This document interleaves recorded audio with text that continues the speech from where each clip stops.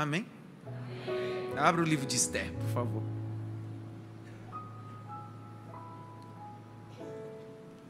Livro de Esther.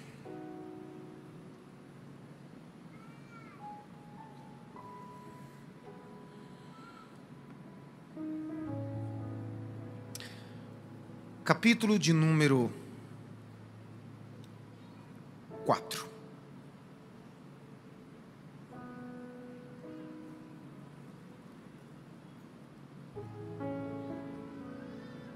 Verso 1.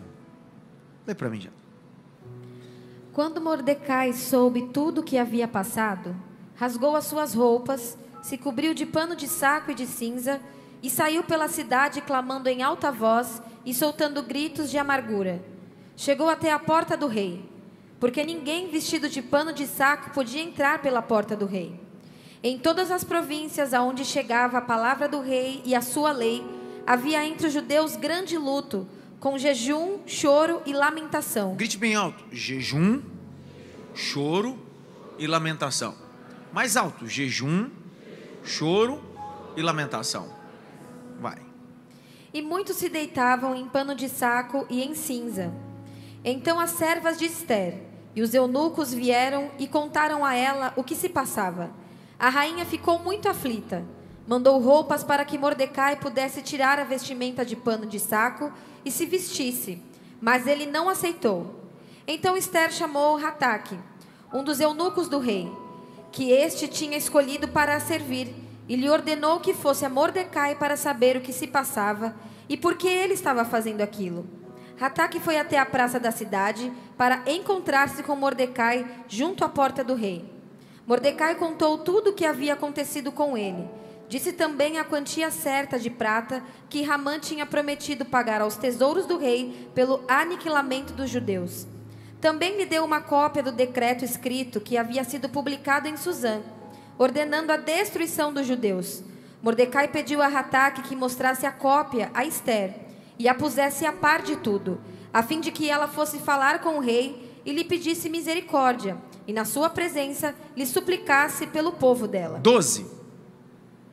Estas palavras de Esther foram transmitidas a Mordecai. Então Mordecai pediu que respondessem a Esther: não pense que por estar no palácio real, você será a única entre todos os judeus que conseguirá escapar. Não pense que você será poupada disso. Essa é a mensagem. Não pensa que você será poupada do ambiente. Então não se esquive da sua responsabilidade, Esther. Assuma a sua responsabilidade, porque a sua responsabilidade pode salvar uma nação. Continua. Porque se você ficar calada agora, de outro lugar virá socorro e livramento para os judeus. Olha o que Deus está dizendo. Deus não depende de você, ó rainha, mas Deus decidiu usar você, ó rainha. Eu vi um aleluia. Eu gosto de Mordecai, que ele tem maturidade de entender. Deus te colocou você aí para ser usada, mas se você não quiser, Deus levanta outro, mas o nome dele será glorificado. Para com essa teologia que parece que Deus é refém seu.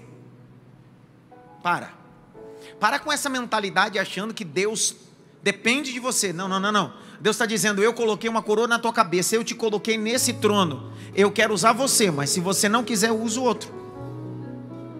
Você lembra de Lucas? A gente vai continuar lendo. Lucas capítulo 5, verso 1 a seguir. Não precisa abrir não, vou te relembrar. O texto diz: e Jesus era apertado por uma grande multidão à beira do mar da Galileia. O texto diz: e a multidão apertando Jesus, Jesus viu 2 barcos. Quantos barcos? Quantos? Por que Lucas está dizendo que tem 2 barcos? Se na realidade é uma narrativa do que acontecera. Por que ele não diz: então havia um barco onde Jesus entrara? Mas ele é detalhista em dizer: ei, o detalhe é que Jesus usou uma plataforma, mas ele tinha 2 possibilidades. O texto diz: e Jesus pediu para entrar no barco de Pedro. Sabe o que a Bíblia está querendo dizer? E Lucas é o seguinte: se Pedro não deixasse, Jesus entrava num outro. Jesus decidiu usar você. Jesus decidiu fazer através de você. Estou liberando essa palavra. Jesus decidiu fazer em você e através de você. Mas se você não quiser, está tudo bem. Ele usa outro, mas o nome dele é glorificado. Deus quer usar você através da sua família. Não quer. Ele pode usar outro? Pode, ele não é refém. Mas ele está dizendo: eu decidi usar você, Moisés. Eu decidi usar você, Daniel. Eu decidi usar você, José. Eu decidi. Você quer? Continua a leitura. Mas quem sabe, se não foi para uma conjuntura como esta... Quem sabe não foi para esse propósito? Pega na mão de alguém e diz assim: foi para isso que Deus te colocou aí. Eu vi um glória ali no fundo. Olha Mordecai dizendo: Esther, minha sobrinha, foi para isso que Deus te colocou nesse cargo. Vocês acreditam na imutabilidade de Deus? Acreditam, sim ou não? Que medo, só 5 disseram sim. Vocês acreditam na imutabilidade de Deus? Ele não muda. Imutabilidade é Deus não muda. Ele é o mesmo ontem, hoje e eternamente. Imutabilidade. Vocês acreditam na onipresença de Deus? O salmista diz: para onde fugirei da tua face? Ele é onipresente. Vocês acreditam na onipotência de Deus? Ele é todo poderoso. Vocês acreditam na onisciência de Deus? Ele sabe tudo. Acreditam nisso, sim ou não? Então preste atenção. Se o texto de Esther, Kimberly, está dizendo que o nome de Deus não aparece, ele é invisível, mas evidente. É o Deus que é todo poderoso, é o Deus que sabe tudo. Rodrigo está dizendo bem assim, através de Mordecai: eu te coloquei sentada para este propósito aí. Você quer ver? Se a gente concorda com essas facetas da divindade, é simples. Quando a gente vê o Deus humanizado, martirizado na cruz, aonde ninguém poderia tirá-lo da cruz, porque os discípulos estavam sendo perseguidos, olha o capricho. João capítulo 19, verso 33 a seguir diz: e apareceu José de Arimateia, um senador. Até aquele momento nunca foi registrado, nunca se falou sobre ele, mas naquele momento ele apareceu e o texto diz bem assim: discípulo oculto. Ele vai diante de Pilatos com um protocolo na mão, dizendo bem assim: eu quero o corpo. É possível que esse camarada tenha concorrido ao cargo, nomeado ao cargo, trabalhando ali e nunca falou sobre o reino. Por quê? Porque ele é um discípulo oculto. Quem sabe ele está dentro de um ambiente aonde Jesus mesmo foi condenado, ele dizendo: que hora que eu apareço? Que hora que eu apareço? Só que quando Jesus morre, não tem ninguém que pode acessar o império, não tem ninguém que pode acessar as autoridades, a não ser José de Arimateia. Aí ele entende: foi para isso que Deus me colocou nesse cargo. Deus não me colocou nesse cargo para pregar, porque pregar prega Pedro. Deus não me colocou nesse cargo para curar, porque cura João. Deus me colocou nesse cargo para assinar documentos e liberar o corpo que está no Calvário. Por quê? Porque se eu assinar, o corpo é liberado. Se eu sepultar, ao terceiro dia Jesus vai ressuscitar. Eu não acredito em uma lei da teoria do caos. Não acredito que Deus fez o relógio automático, deu corda e jogou. Não. Teoria do caos. Deus criou e agora deixa a coisa acontecer. Não. O relógio está no pulso dele. Não. Ele não criou o relógio e jogou e disse: eu já fiz, agora é com vocês. Não. Eu acredito num Deus que Ele me dá a liberdade, mas a liberdade está no pulso dele. Vou de novo. A liberdade foi me dada, mas a liberdade está no pulso dele. E Ele diz: eu sei de tudo, compreendo tudo, assisto tudo, estou antes de você chegar, porque eu sou Deus Todo-Poderoso, que criei céus e terra. Teoria do caos. Mordecai disse: será que não foi para isso?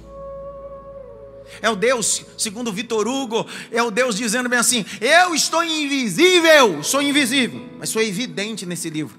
Você não está me vendo, mas eu te levantei, eu abri essa porta, te dei essa condição, te dei esse acesso, não para beneficiar só você, Esther, Há um povo que precisa de você, Esther. Há famílias que precisam de você, Esther. Há muitas pessoas que precisam de você, Esther. Continua, Jaqueline. Mas quem sabe se não foi para uma conjuntura como esta que você foi elevada à condição de rainha. Então Esther pediu que levassem a Mordecai a seguinte resposta: Qual? Vá e reúna todos os judeus que estiverem em Suzã e jejuem por mim. Não comam nem bebam nada durante 3 dias. Menino do céu. Está preparada? Já passou no nutrólogo, nutricionista, porque o negócio vai apertar. Ela poderia dar uma aliviada, né? Mas a rainha, quando assume a responsabilidade, entende o propósito. Ela diz: é 3 dias. Come nada. Não bebe nada. Por quê? Continua. Nem de noite, nem de dia. Menino, nem um chocolatezinho à noite. Vai. Eu e as minhas servas também jejuaremos.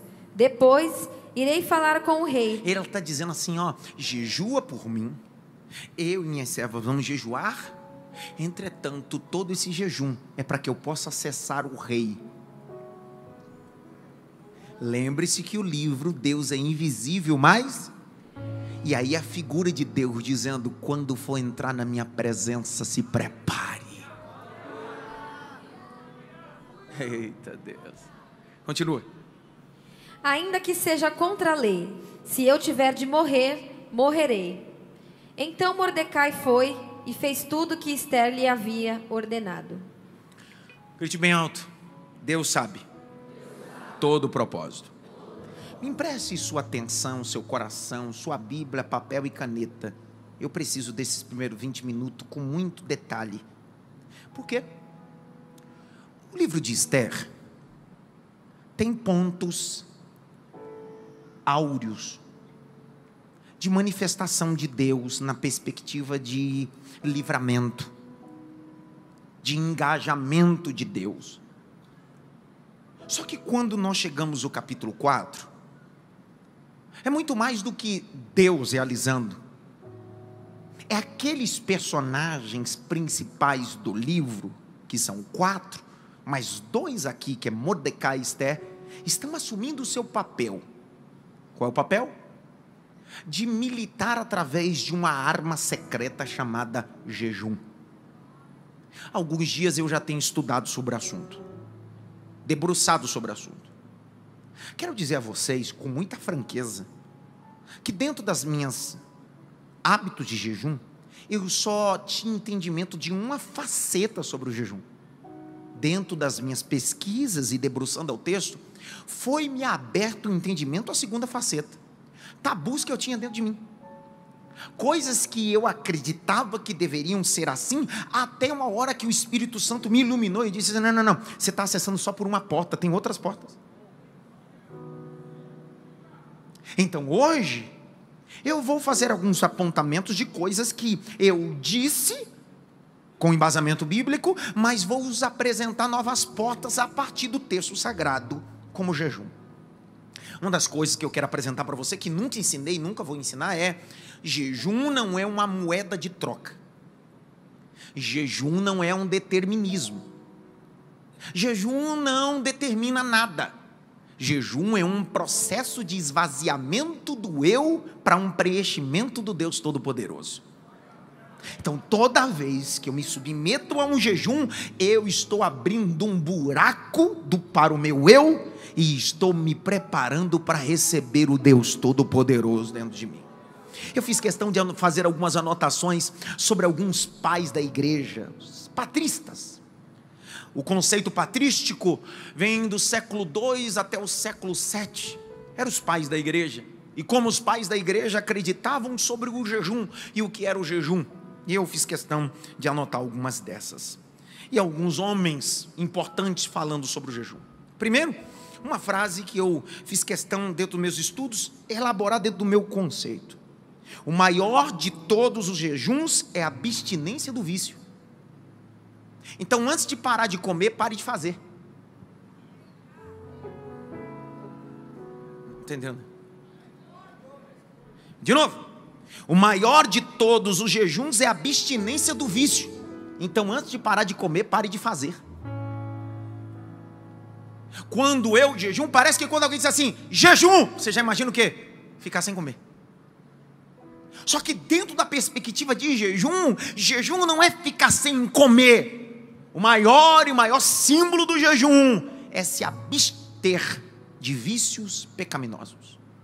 Quando os monges, um desses, Martim Lutero, o grande reformador, se vivia afastado, esses homens santos de Deus, mulheres santas de Deus, porque santo é separado, não é canonizado.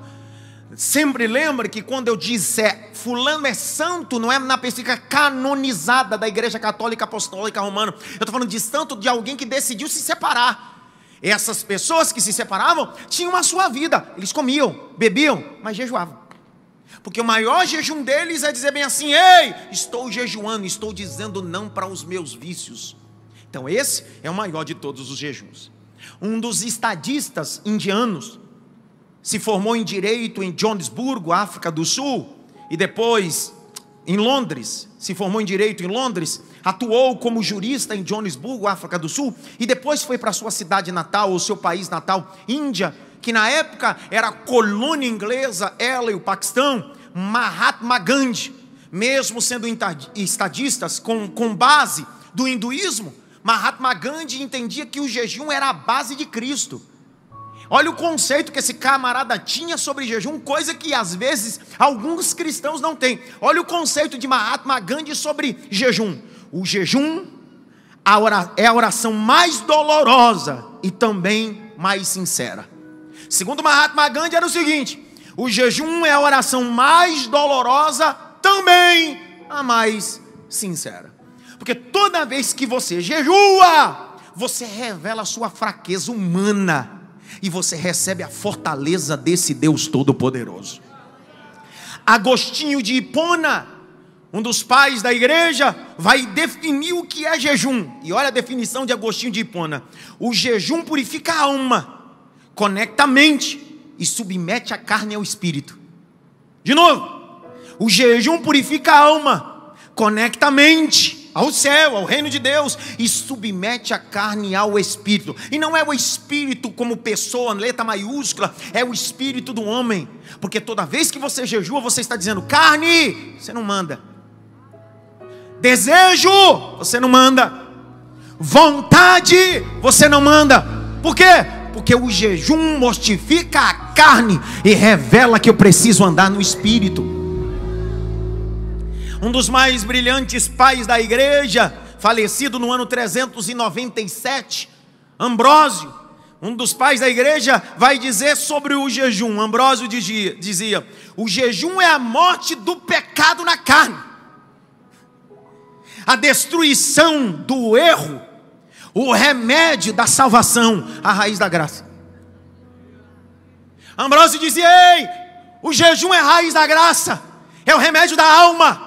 Eu estou falando de um camarada no ano 397 que morreu em 4 de abril, um dos pais da igreja. Ambrósio diria: ei, quem jejua acessa a graça antecipada. O jejum não é um armamento, mas é uma porta de acesso para abraçar a graça. O mesmo Ambrósio vai dizer outra frase que, na minha opinião, mexeu comigo: o que é jejum ou o que é jejuar? Senão a essência, a imagem do céu.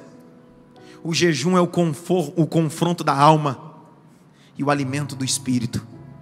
Ei, toda vez que você jejua, você está dizendo: carne, eu estou te confrontando. Toda vez que você jejua, você está dizendo: carne, carne, carne, carne. Ei, fala baixo. Para de gritar. Você não manda. Você pode ter desejo, mas você não manda.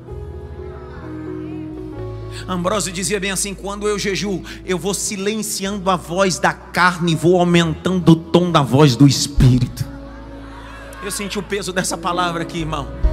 Eu estava em períodos ali estudando. Deus disse para mim assim: eu preciso de uma igreja sensível à minha voz. E só há sensibilidade quem mortifica a carne e abraça o Espírito de Deus. Irmão, o pietismo, os puritanos, movimentos que revelavam pessoas que tinham acesso ao coração de Deus, eram regrados a partir de jejum. Não é só a falta de se alimentar, é de separação e ouvir o coração de Deus bater.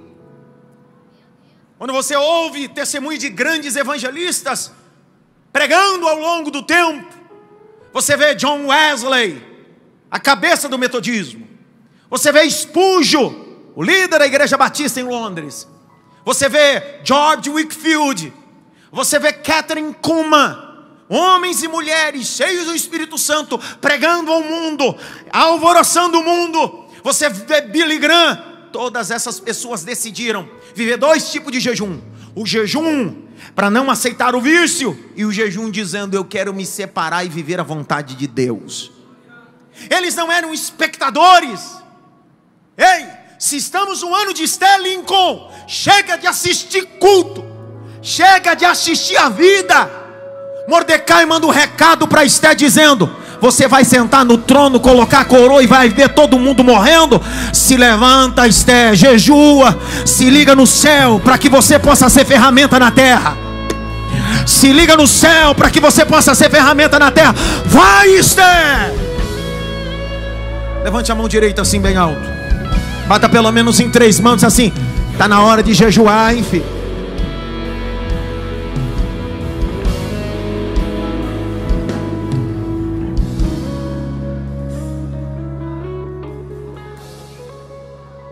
Escute-me, por favor. O decálogo mosaico, chamado de mitzvot em hebraico, o decálogo mosaico, não existe uma lei específica dizendo: você precisa jejuar. Não existe. Quantas vezes por semana, quantas vezes por mês? Não existe uma base sobre jejum mensal, semanal. Mesmo dentro da lei, a única texto que tem sobre é Deus convocando o povo a jejuar uma vez por ano, chamado dia da expiação, chamado dia do jejum. Dentro da lei, a expiação era o dia que se entregava a oferta de cordeiro, que era aspergido sobre o propiciatório, que tinha incumbência de cobrir o povo dos seus pecados durante aqueles 365 dias que antecederam. O povo jejuava por aquele dia, era o único dia, porque enquanto o sumo sacerdote, que era a representação legal do povo diante de Deus, enquanto ele entrava para o cerimonial, o povo jejuava, mas é a única vez. Jesus vai maximizando isso, deixando bem claro: ei, o jejum não pode ser só cerimonial, o jejum não pode ser só anual, o jejum precisa aumentar a prática. Abre comigo Levítico, só para a gente ver esse negócio do jejum do dia da expiação. Abre Levítico, capítulo de número 23, verso 27. 2 textos para fundamentar esse jejum da expiação. Capítulo 23, verso 27. Lê para mim. Mas aos 10 dias deste 7º mês será o dia da expiação. Façam uma santa convocação e humilhem-se. Tragam uma oferta queimada ao Senhor. Nós, às vezes, aqui na igreja, nas quintas-feiras, nós, às vezes, fazemos uma santa convocação. Essa santa convocação está baseada nesse texto. É uma santa convocação que nós dizemos: ei, vamos nos separar, vamos jejuar. Por quê? Porque teologicamente era o dia onde o povo jejuava. Mas o evangelho é muito mais do que isso. Veja só, esse dia lá na frente vai se chamar dia do jejum. Abre comigo Jeremias, por favor. Jeremias, capítulo 36, versos 5 e 8 a 8. 36, 5 a 8. Lê, Jaque. Então Jeremias deu a seguinte ordem a Baruque. Qual foi a ordem? Eu estou preso, não posso entrar na casa do Senhor. Sei. Vá você até lá, e do rolo que você escreveu, segundo o que eu ditei. Leia em voz alta todas as palavras do Senhor diante do povo na casa do Senhor no dia de jejum. No dia do quê? De jejum. O dia do jejum é o dia da expiação. Continua. Leia também diante de todos os de Judá que vêm das suas cidades. Pode ser que as humildes súplicas deles sejam bem acolhidas pelo Senhor. Você entendeu que 3 coisas não podem faltar no jejum? O livro, a oração e o jejum. Entendeu que o jejum que sua médica pediu para você fazer o exame, isso não é jejum? Você entendeu que o jejum que o seu nutrólogo sugeriu a você não é esse jejum da Bíblia? Que hoje nós estamos com recursos que os nutrólogos estão passando aos seus pacientes, que eu já passei também, sobre o jejum para treinar o organismo para o emagrecimento, para ter uma vida regrada. Ei, não é desse jejum que eu estou falando. Não é gente que fica sem comer, é gente que se alimenta de Deus.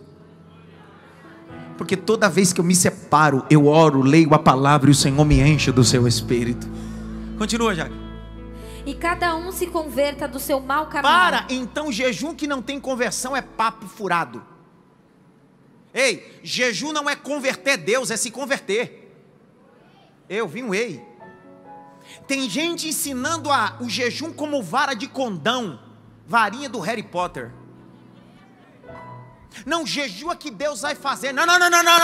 Segundo Jeremias, ele está dizendo, o jejum é para você se converter.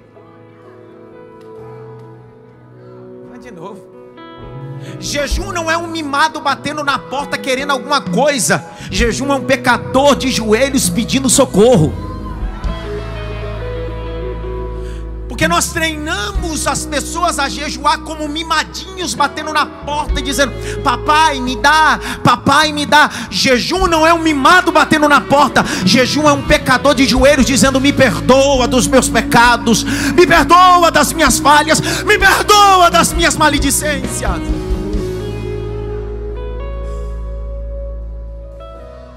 Pode perceber, todo indivíduo que jejua tem mais empatia, perdoa mais.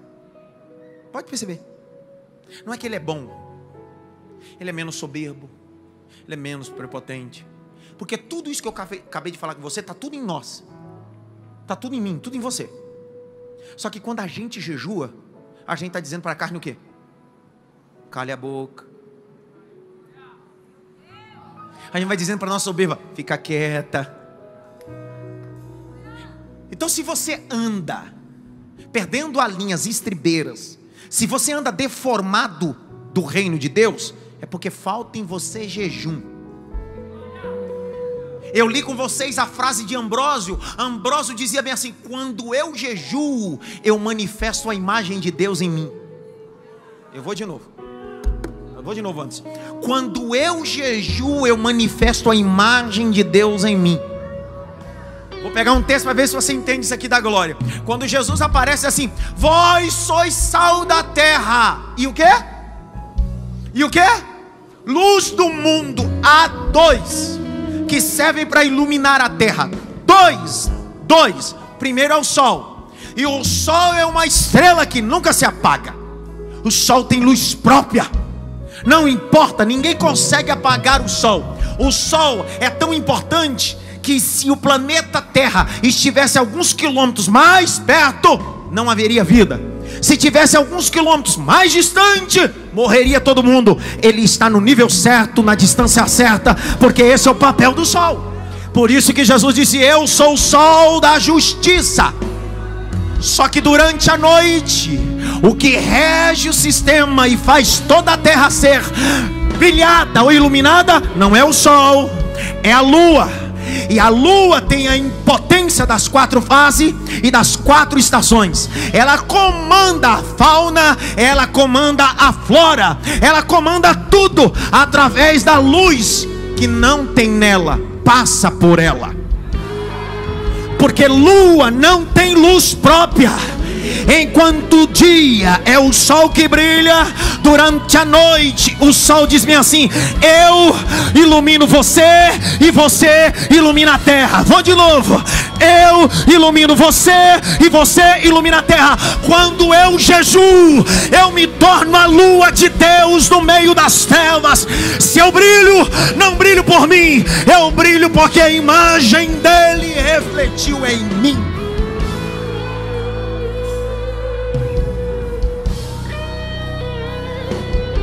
dizendo alguma coisa, Rodrigo? Não, né? Deixa. Grite bem alto, você é lua de Deus. Eu não sei que estação você está vivendo, ou fase. Mas você é lua, talvez está minguante, está crescente, deve estar cheia. Mas não importa a fase, o sol continua batendo em você. Pastor, está minguante, mas o sol está batendo em você. Pastor, está crescente, o sol está batendo em você. Grite bem alto, o jejum. Se o jejum é um mecanismo que me faz se esvaziar, essa é a primeira metodologia. Eu não estou dizendo que o jejum não pode ser usado como outros fins. O texto veterotestamentário vai dizer os fins que era utilizado o jejum. Só que parece que foi nos ensinado desde o nosso berço teológico aqui no Brasil que jejum é uma arma só de vitória. Tem gente que não tem uma vida piedosa, mas jejua para receber vitória. Deu vontade de falar uma coisa, mas não posso. Vou falar. Tem gente que vem assim: ah, você está vivendo essa guerra? Faz um jejum. Meu, vai te dar vitória. O jejum ficou parecendo no meio pentecostal e neopentecostal, literalmente um trevo de 4 folhas. Uma fitinha da Aparecida. Uma fitinha de Santo Antônio. Ei, meu filho, o jejum não é uma coisa mística. Jejum não é um amuletinho, não. Jejum é um propósito de se alinhar com o céu. Vou dar alguns exemplos veterotestamentários que havia sobre o jejum. Eu não estou dizendo que não pode ser feito, mas antes eu estou mostrando para vocês o real motivo do jejum. Me empresta seu coração mais 20 minutos. Primeiro, quando se jejuava, o primeiro fim dele era a consagração. Era o quê? Papel e caneta, consagração. Então, toda vez que você jejua, você está dizendo: eu quero me... O que é consagração? Pelo amor de Deus, o que é consagração? Separar. Então, quando eu jejuo, eu estou dizendo: estou me separando para Deus. Então, o jejum, a primeira finalidade dele é: eu estou me separando a Deus. Abra comigo Números, capítulo 6, verso 3 a 4. Números 6, 3 a 4. É engraçado quando você vai estudar um dos mais brilhantes ingleses puritanos, escritor chamado de John Bunyan. John Bunyan, um dos mais brilhantes escritores, escreveu o livro O Peregrino. John Bunyan tinha a prática do jejum. Existe uma matéria de John Bunyan que ele diz assim: quem não entende o que é jejum, não entende o que é separação a Deus. Vai, Jaque.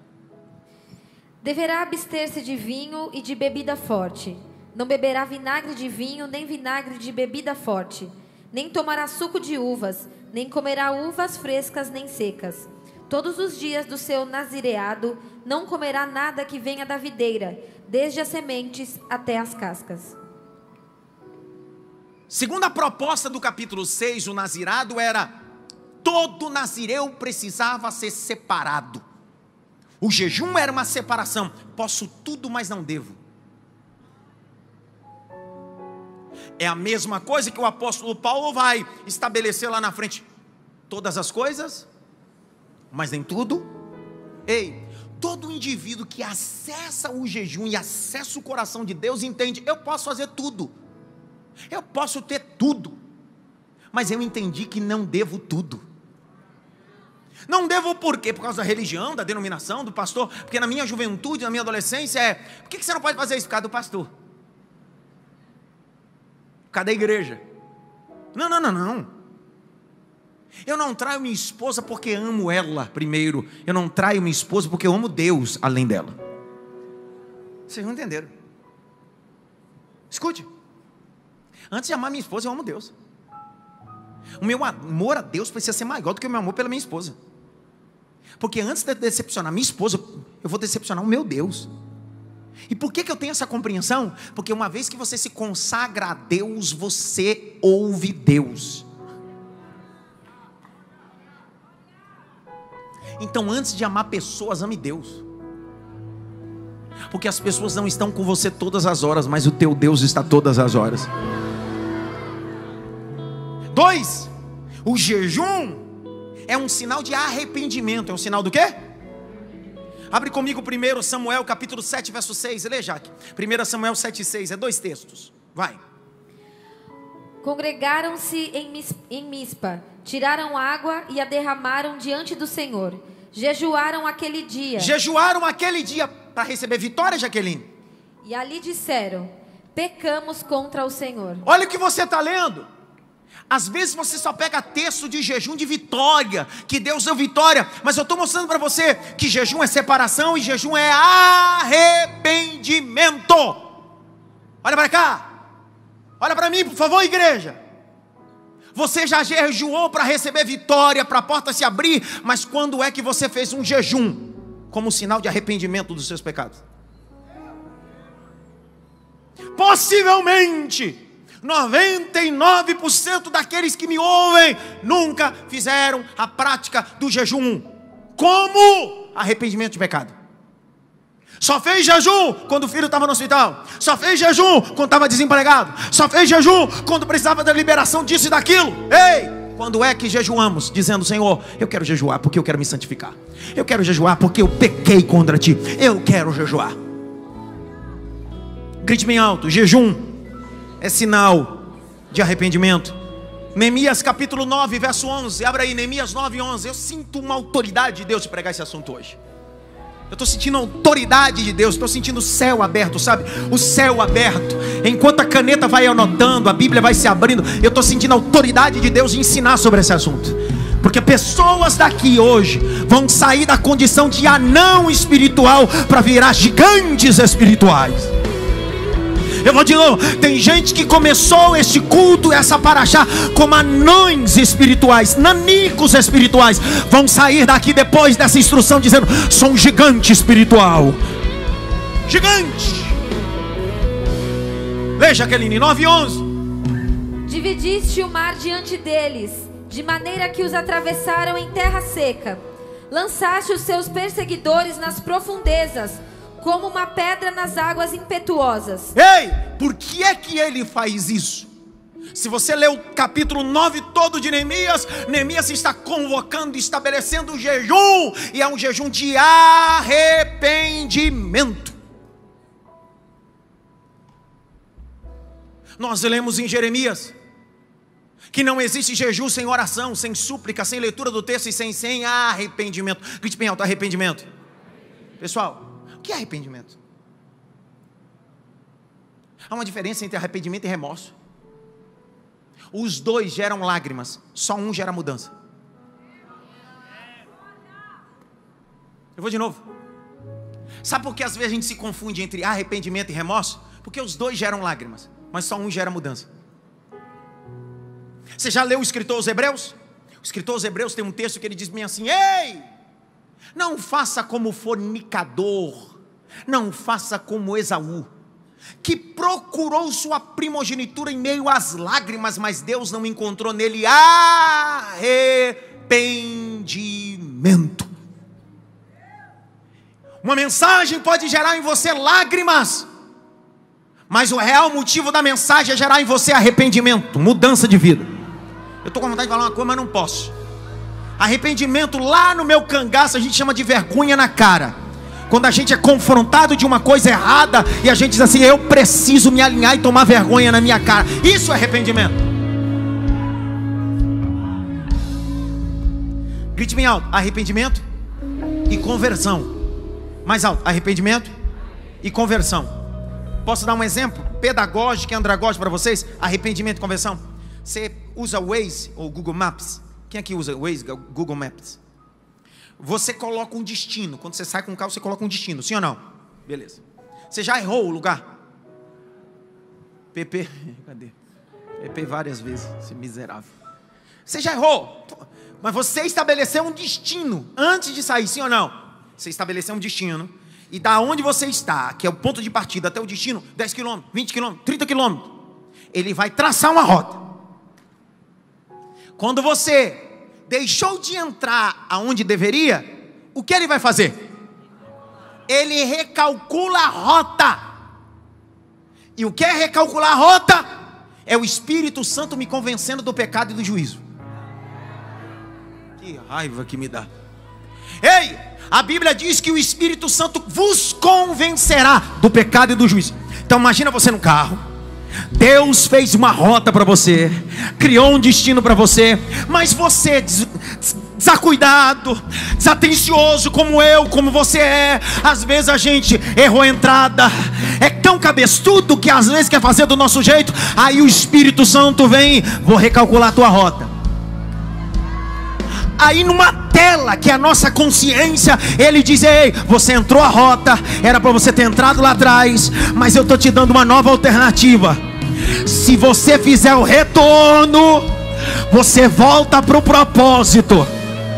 Aí você está no carro e vai dizendo: não vou voltar, não vou voltar. Aí você passa outra entrada e ele continua: estou recalculando de novo. Aí você diz: não vou entrar, não vou entrar, não vou retornar. Ele vai recalculando, recalculando, até uma hora que você chega na cidade de Mafra nessa terça-feira, e o Espírito Santo diz: volta, volta, volta, volta, volta, volta, volta. Aí você mete a seta, entra à direita e faz uma conversão. Entra à direita e faz uma conversão. Alguém olha e diz bem assim: o que está acontecendo? É porque eu me arrependi, estou me convertendo dos meus pecados, estou voltando para.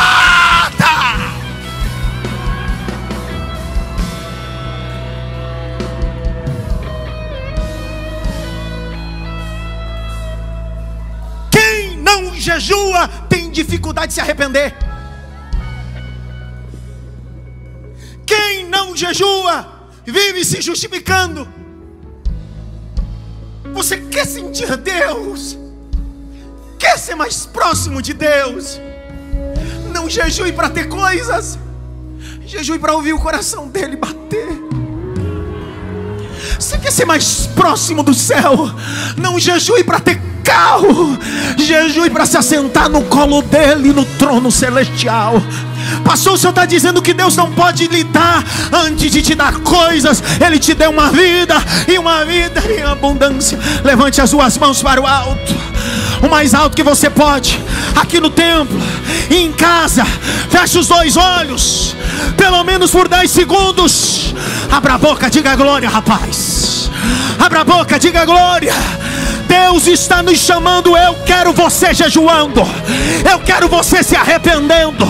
Eu não quero você hipócrita, eu quero você entregue ao meu altar. Eu sou teu Deus, eu sou teu Deus. Eu quero você separado a mim, eu quero você arrependido a mim.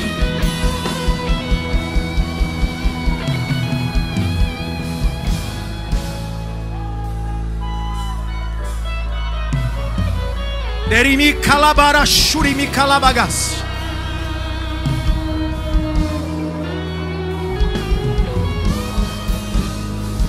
Paulo César Baruch canta uma canção, o Jardim da Inocência. Eu queria que vocês cantassem um pedacinho dessa canção. Me lembrei dela agora. Ah, que saudade. Que saudade de ouvir tua voz entardecer. Ah, que vontade.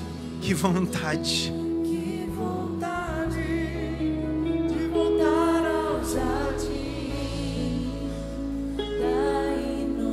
Se eu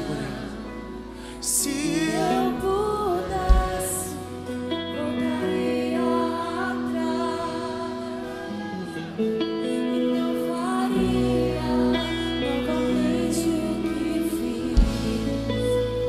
Troquei minha comunhão pela escuridão da noite, em trevas tornei os meus dias.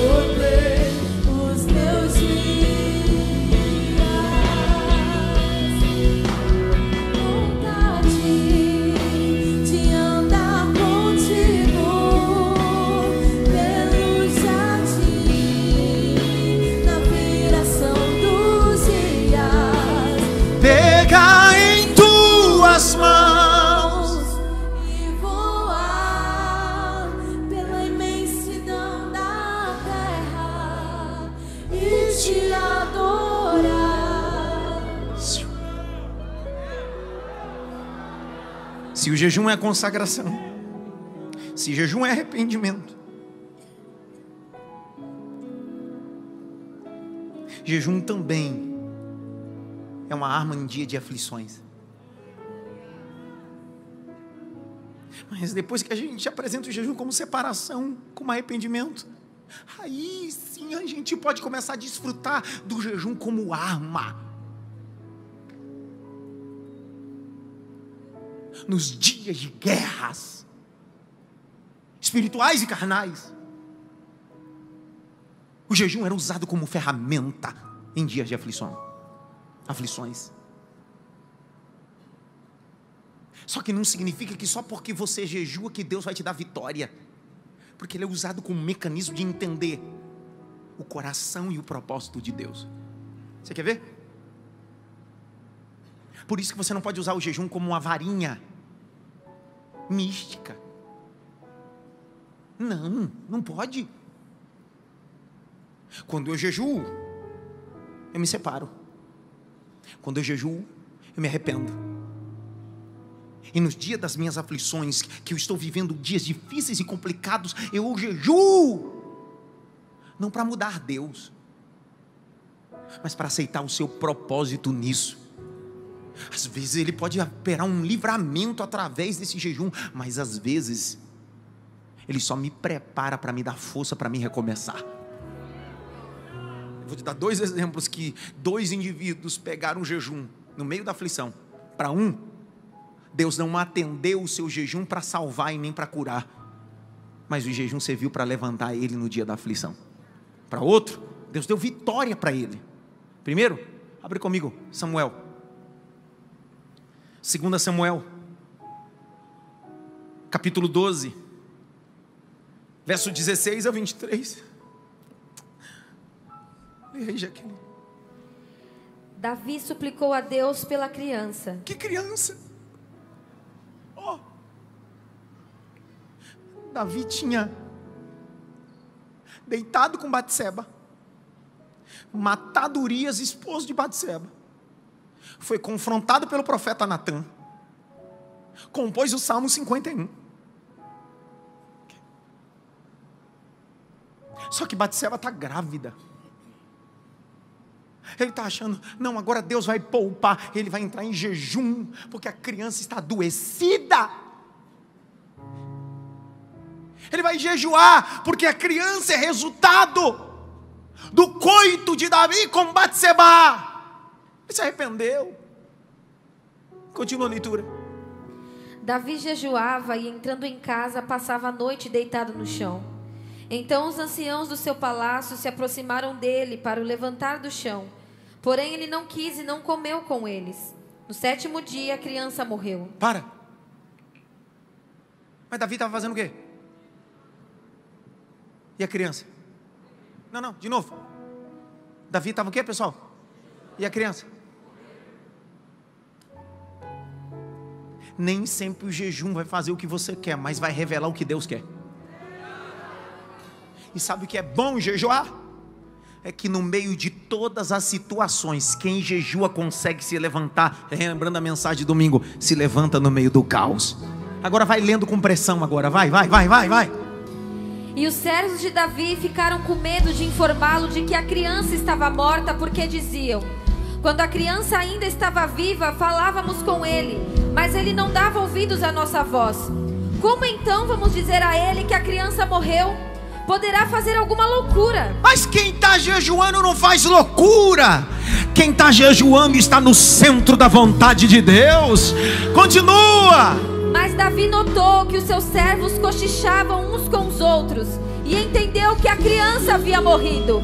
Então perguntou: a criança morreu? A criança morreu, vai. Eles responderam: morreu. Então Davi se levantou do chão. Davi se levantou do chão. Lavou-se. Ungiu-se. Trocou de roupa. Entrou na casa do Senhor. E fez o quê? E adorou. Fez o quê? Adorou. Davi está dizendo: eu não jejuo para mudar Deus, eu jejuo para aceitar o que Deus tem para mim.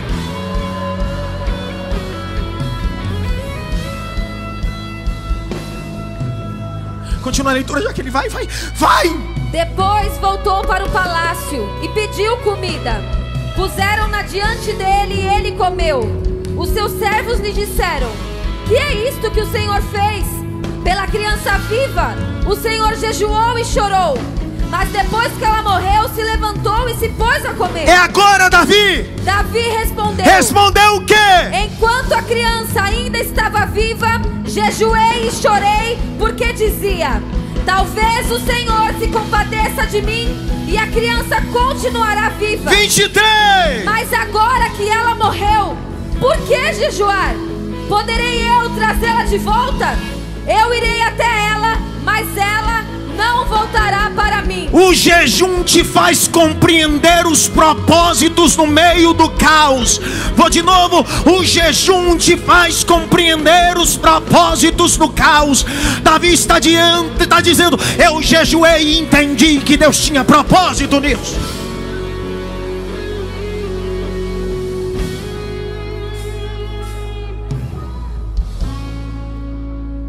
Eu estou dando um exemplo de alguém que jejuou e não mudou, mas aceitou o propósito.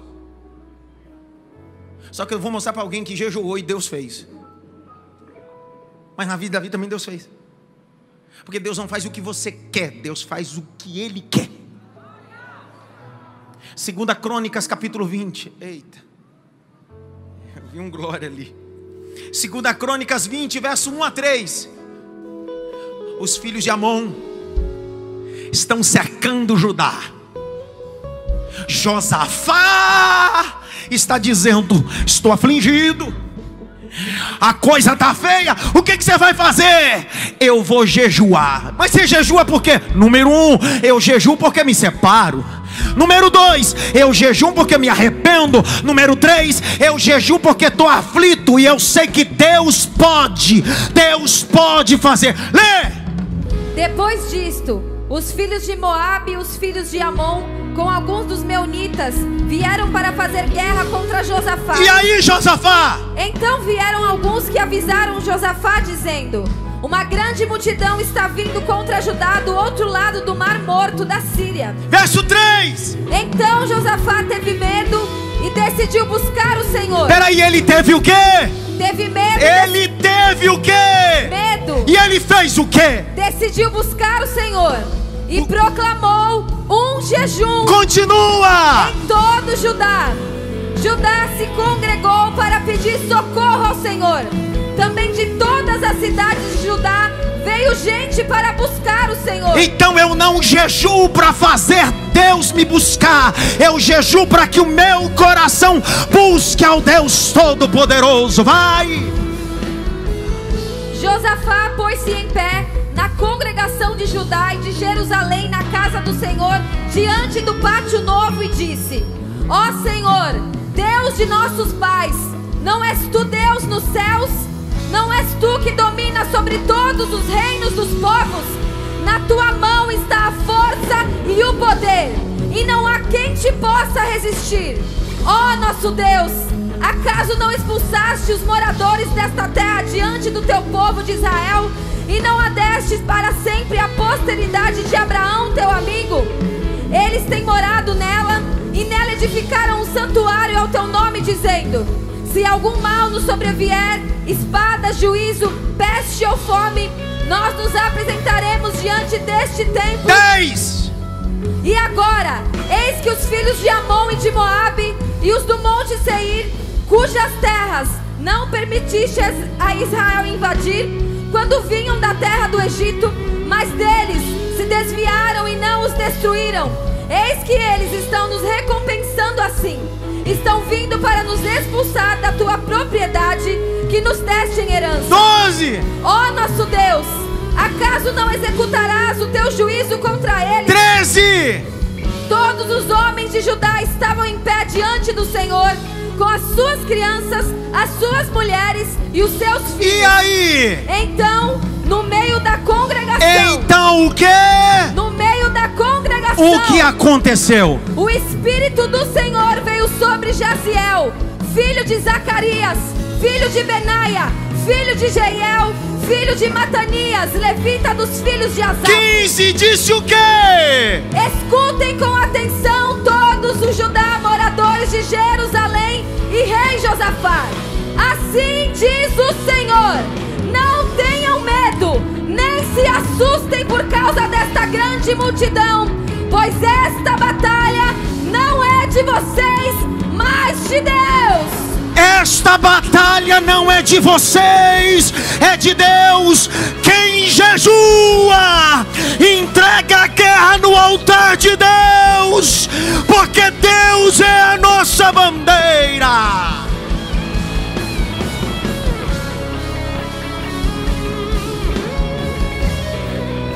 Cá para nós. Não é o jejum de Esther, não é o jejum do livro de Esther, é o jejum da proteção, é o jejum da aflição. Quem está afligido e quem precisa de proteção, vai para o jejum. Esther está dizendo: pede para o povo jejuar comigo 3 dias, sem comer, sem beber nada. Por quê? No livro meu Deus não está escrito de forma literal. Ele é invisível, mas é evidente. Sem comer, sem beber, eu entrarei na presença do rei da terra. Mas antes de entrar na presença do rei da terra, já entrei na presença do rei dos céus. Escute. Até quando alguém está enfermo, você tem que jejuar. Abre o Salmo 35, por favor. Salmo 35, Salmo 35. Verso 13. E eu termino. 35, 13. Vai. Quanto a mim, porém, estando eles enfermos, as minhas roupas eram pano de saco. Eu afligia minha alma com jejum, e em oração me reclinava sobre o peito. Entendeu? Quando uma enfermidade assola, eu jejuo. O salmista está dizendo: ei, quando a enfermidade assolou, eu me coloquei com roupa de saco e jejuei. É claro que hoje você não precisa colocar roupa de saco igual uns patetas fazem por aí.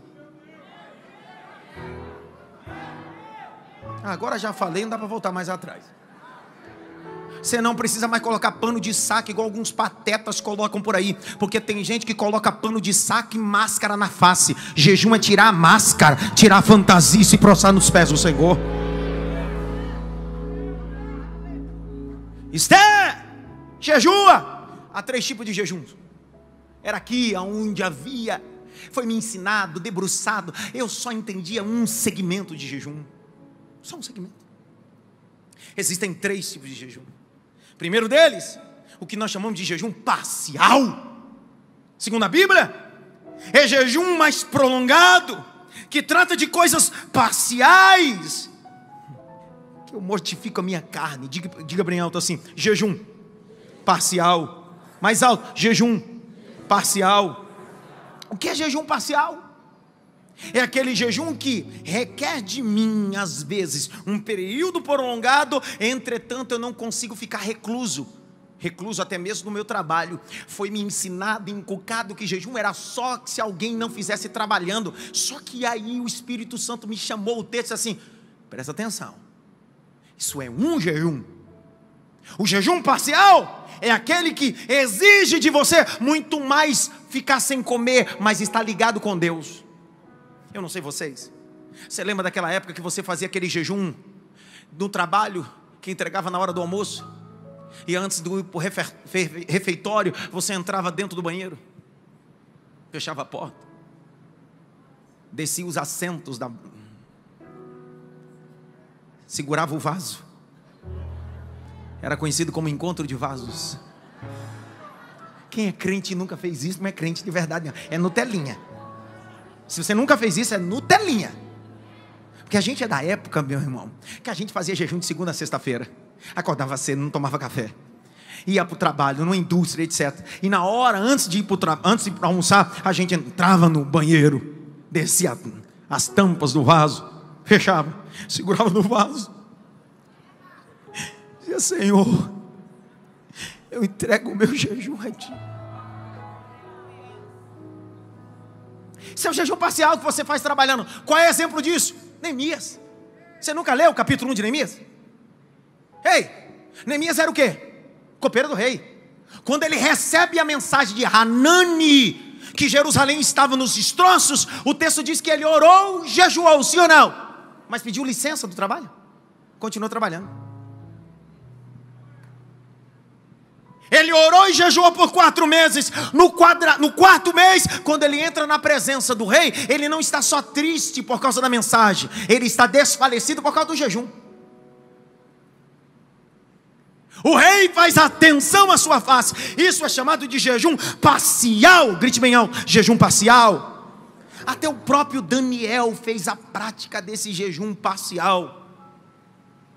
Só que existe o segundo jejum, que ao contrário do primeiro, que é parcial, o que nós chamamos de jejum normal é abstinência. Abstinência do quê? Total. Enquanto o primeiro jejum, você tira algumas coisas, você se separa para alguns propósitos. O segundo é abstinência total. Total do quê?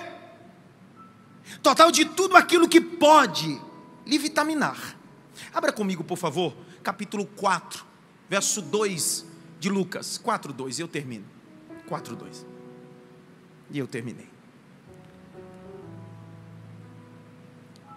4:2, lê para mim. Durante 40 dias, sendo tentado pelo diabo, nada comeu naqueles dias, ao fim dos quais teve fome. Preste atenção, Jesus foi levado para esse ambiente de jejum normal. Ele teve fome, mas não teve sede. Biologicamente, o corpo pode aguentar 3 dias sem beber. Só existe um homem na Bíblia que jejuou 40 dias sem comer e sem beber. Foi Moisés. Um caso à parte, dentro de um ambiente espiritual, que ele entra dentro da glória de Deus, no capítulo 33 ou é 34 do Êxodo. É o único. Esse é um jejum que não é recomendado biologicamente, fisiologicamente. Dentro desse jejum normal, é um jejum onde eu posso beber, mas tiro a comida, o sólido. Só que existe o terceiro tipo de jejum, jejum total. E esse jejum total é a prática que Esther viveu. 3 dias. Quantos dias? Quantos dias? 3 dias. Grite bem alto, jejum total. Ei,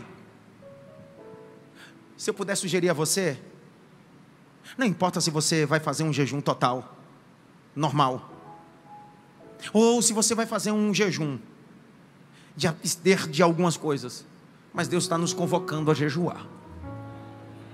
Eu leio o último texto e explico. O que é jejum? Jesus diz bem assim: pode derramar vinho novo em odre velho? O que Jesus está dizendo é: o jejum não serve para mudar Deus, o jejum serve para renovar você, para receber o novo de Deus.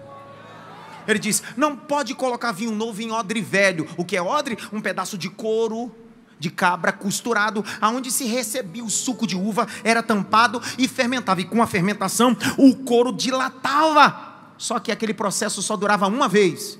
Jesus está fazendo um paralelo, dizendo: ei, o odre é você, o vinho é o que eu tenho para você. E toda vez que você jejua, você se renova para receber o que tem do céu para a sua vida.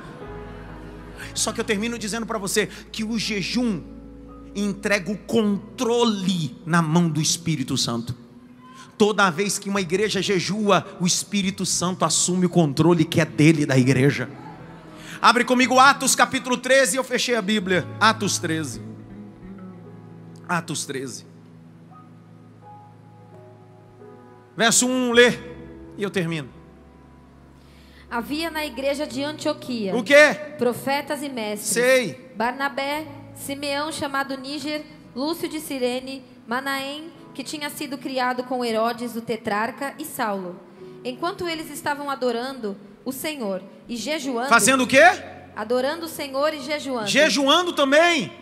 O que aconteceu? O Espírito Santo disse. Uma igreja só ouve a voz do Espírito Santo quando jejua, porque quando eu jejuo eu me separo, quando eu jejuo eu me arrependo, quando eu jejuo eu entrego tudo no altar de Deus. Você sabe por que existem pessoas que não ouvem mais o Espírito Santo do Senhor? Porque esqueceram a prática do jejum. Vai. O Espírito Santo disse: separem-me agora Barnabé e Saulo para a obra a que os tenho chamado. Vai. Então, jejuando e orando, Impondo as mãos sobre eles, os despediram. Fique em pé.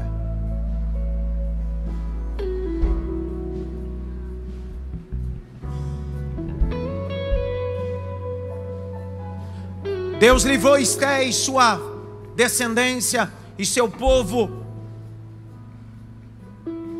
de um genocídio. Deus livrou Esté e seu povo de um genocídio, de um extermínio. Porque o seu povo decidiu? Posso fazer uma pergunta?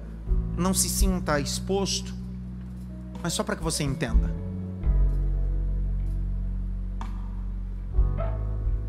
Quem nos últimos 30 dias jejuou? Levante a mão. Continua com a mão levantada. Eu quero que a igreja dê uma olhada. Nos últimos 30 dias, quantas pessoas jejuaram? Baixa a mão. Nos últimos 60 dias, quem jejuou?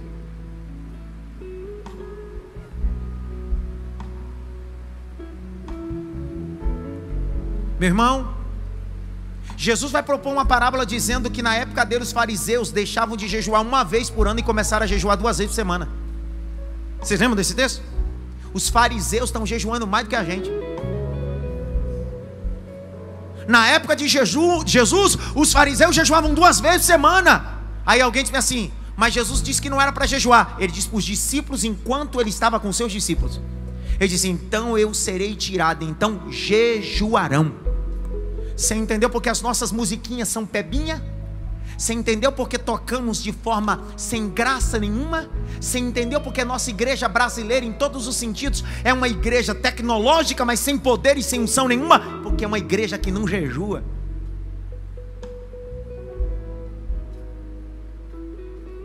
É assim que a gente vai terminar hoje. É desse jeito. Josafá convocou o povo para um jejum. Para um. A pergunta é: como é que você é cristão e não jejua? Como é que você é ministro do evangelho e não jejua? Ei, não existe cristianismo sem separação e arrependimento. Coloque na sua agenda períodos de jejum. Coloque na sua agenda tempo de arrependimento e separação. Não é falta de tempo, é falta de prioridade. Se você pegar a história de grandes pregadores, homens e mulheres de Deus, no domingo era dia do Senhor. Você sabe o que era chamado dia do Senhor? Era dia de jejum. Hoje em dia a gente vem para o culto domingo de manhã, e se o culto atrasa 10 minutos a gente quer ir embora, porque a gente quer ir para o shopping, quer isso, quer aquilo. Domingo seu não é mais para o Senhor não, é só seu. Você vem bater cartão. A semana é sua, o sábado é seu e domingo é seu. Nada é do Senhor. Nada é do Senhor. Nada é do Senhor. O jejum é uma separação. Deus está nos convocando. Está na hora de jejuar. Dá uma olhadinha pelo menos para 3 assim. Toma vergonha na cara e vai jejuar, cara.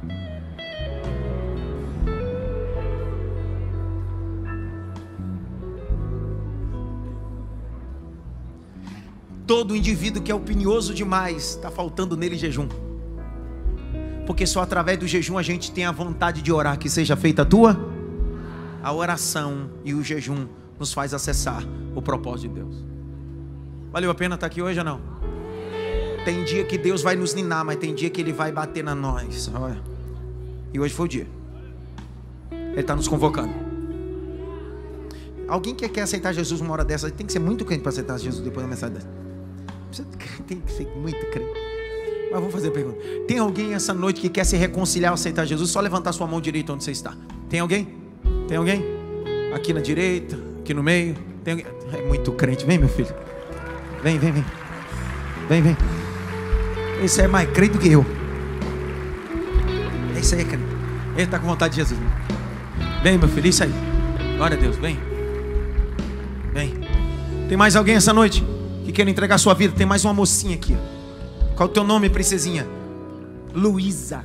Quantos anos você tem? 11 anos.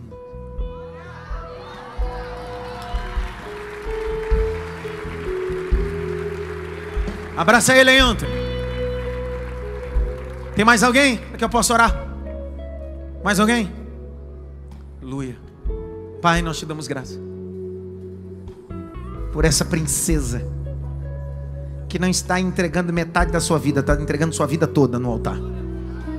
Oramos por esse príncipe que hoje veio no altar gritar publicamente arrependimento, separação, gritar que no dia da aflição o Senhor é socorro da vida dele. Eu abençoo os teus filhos, abençoo aqueles que estão online, abençoo com as bênçãos da eternidade, para a glória e louvor do nome de Jesus. Amém. Vocês discipuladores, acompanhem eles no lugar deles mesmo. Dessa vez, acompanhem no lugar deles. Pegue o WhatsApp, para a gente não perder tempo. Levante as suas mãos. Quantas vezes os fariseus jejuavam na semana? Então pare de falar de fariseu, que você jejua menos.